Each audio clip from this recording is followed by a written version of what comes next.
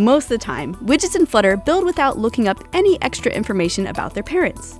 But sometimes you might write some code where the child widget needs to access the build context of a parent widget in the same build method. That's what the builder widget is for. This scenario usually happens if you're accessing an inherited widget like scaffold, navigator, theme data, media query, or some methods of state management. The most common way to tell if you're in this situation is if you're looking up information about a widget created in the same build method using an of call.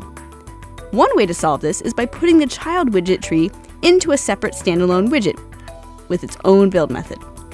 But sometimes that makes one of the build methods so small or simple, it feels silly to break it into standalone widgets. That's where the builder widget is useful.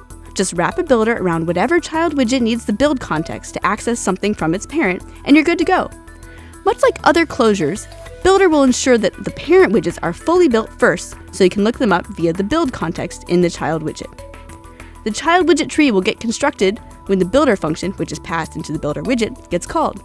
But as a reminder, you can also accomplish exactly the same thing by making a standalone widget for that child widget tree.